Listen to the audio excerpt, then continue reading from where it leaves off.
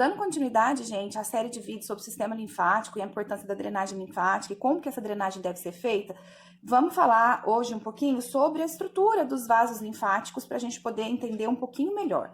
Então, só relembrando sobre o sistema linfático, que a gente viu na aula passada, ele é uma via acessória para retirar o excesso de líquido da região do nosso corpo, né, dos espaços intersticiais. Ele tira, além do líquido, ele tira macromoléculas que não conseguem voltar pelos capilares.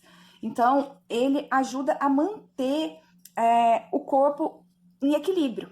Como vocês podem ver aqui nessa imagem, o sistema linfático ele está presente em todo o nosso corpo, em quase todo o nosso corpo. Existem algumas regiõezinhas que a gente não tem o sistema linfático propriamente dito, mas a gente tem o que a gente chama de pré-coletores. O fluxo do sistema linfático, ele é sempre, né, em direção ao que a gente chama de ducto torácico e ducto linfático direito. Esses dois ductos, eles desembocam próximo ao coração e levam já direto na corrente sanguínea. Então, esse líquido, ele volta para a corrente sanguínea. Se vocês observarem, a gente tem algumas regiões que tem umas bolinhas. Essas bolinhas, na verdade, são os linfonodos do nosso sistema. Qual que é a função dos linfonodos? Eu vou falar melhor sobre eles depois. Mas é filtrar essa linfa, né? Então, a gente tem um papel imunológico também no sistema linfático. Esses linfonodos estão espalhados para todos os locais. Ou então, a gente pode chamar de gânglios linfáticos, né? Cada um chama de um nome, mas a gente tem os linfonodos principais. A gente tem regiões em que a gente encontra os linfonodos, como aqui, que é a região atrás do joelho, né? Na fossa poplítea.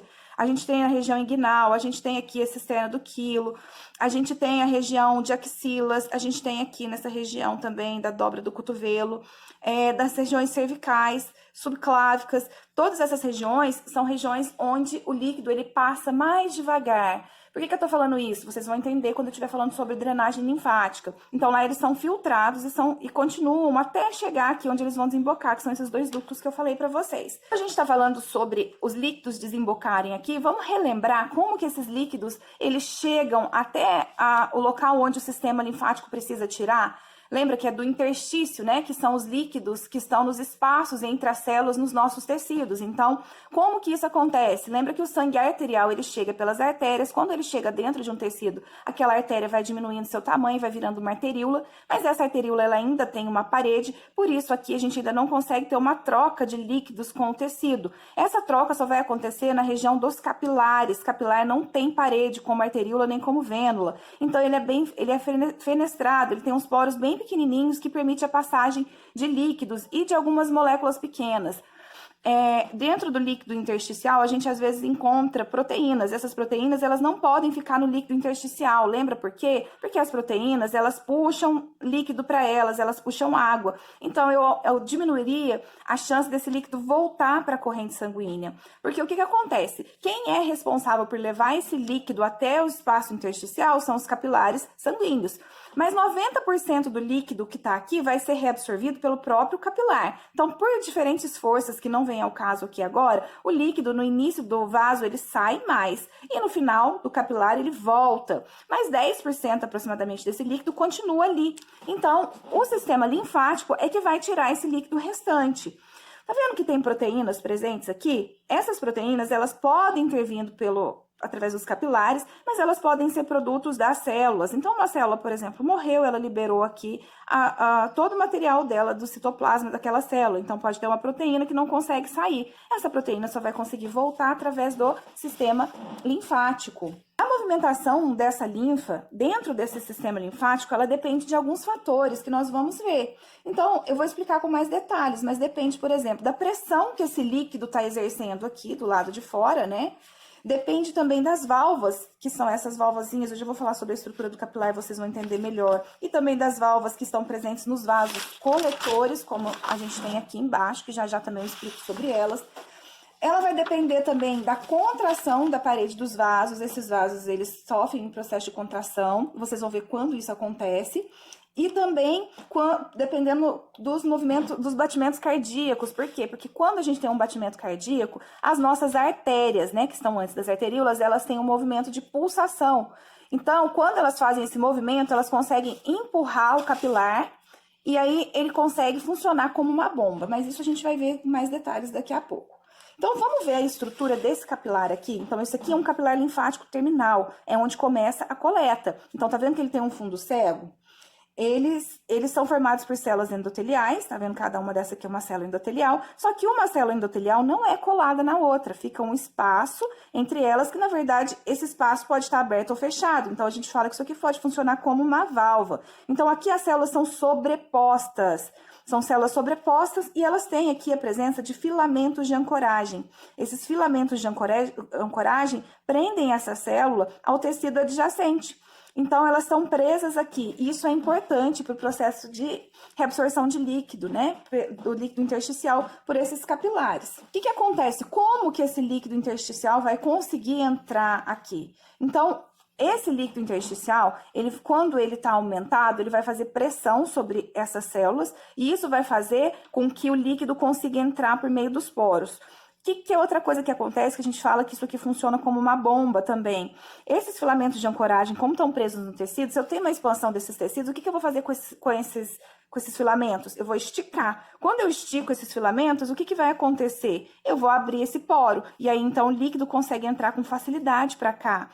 E também as moléculas grandes, né, como as proteínas, que estão aqui, que podem então fazer o mesmo papel de puxar água para elas. Esses capilares linfáticos terminais, tá vendo? Eles têm fundos cegos, mas eles vão recebendo ramificações até eles formarem o que a gente chama de vasos coletores, né? Que são os vasos linfáticos coletores. Então, aqui eu tenho um capilar que vai juntando, vai ramificando, vai formando um coletor, até eles chegarem lá no ducto.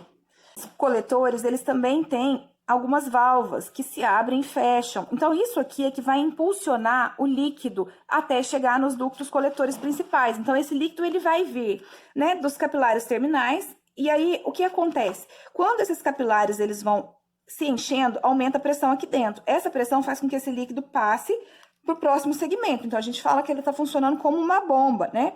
Mas esse líquido volta? Não, ele não volta, porque quando aumenta a pressão aqui neste lugar, ou se começa a acontecer algum refluxo, essa válvula vai se fechar, e aí ela evita que esse líquido que tá aqui volte para cá.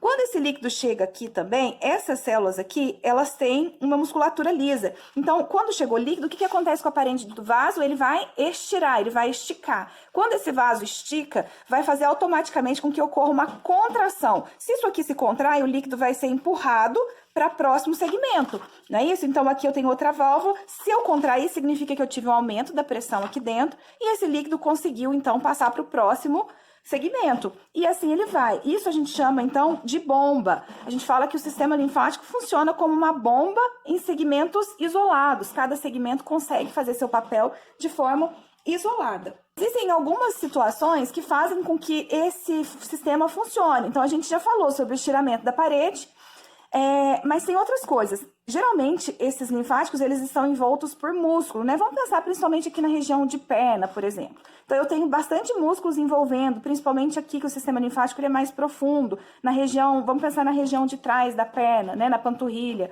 Então, eu tenho uma musculatura que ela se contrai. Quando essa musculatura se contrai, ela acaba pressionando também o sistema linfático. Se eu pressiono aqui, eu aumento a pressão aqui dentro, eu faço com que esse líquido vá subindo e vá indo de segmento por segmento até chegar onde ele precisa. Além disso, as artérias, né? Como eu já falei para vocês, eu tenho as artérias com os batimentos cardíacos. O que acontece? Todo o sangue arterial, as artérias fazem o quê? Elas aumentam, né? Elas se distendem, elas têm o pulso delas. Quando elas fazem esse pulso, elas podem empurrar um vaso linfático que está ali também. E aí, o que acontece? Quando eu estou aumentando, quando eu estou empurrando esse vaso, eu estou aumentando a pressão dentro dele. E da mesma maneira, eu consigo mandar esse líquido para um segmento seguinte. Outra coisa que acontece é em compressão de tecido. Se eu estou comprimindo uma região aqui, eu estou aumentando a pressão, não estou? Mas cuidado, tá? Aqui eu vou falar sobre pressões mais para frente. Mas a pressão, a quantidade de pressão aplicada é importante para a gente fazer o sistema funcionar ou fazer ele não funcionar. Por isso que drenagem linfática tem uma pressão correta para ser feito.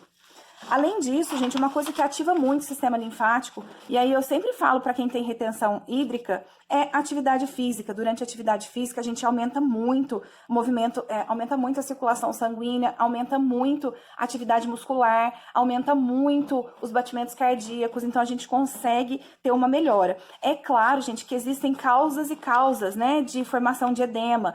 Tem que ser verificado qual é o problema daquela pessoa. Então, não é todos os casos que são resolvidos da mesma maneira. Existem patologias diferentes relacionadas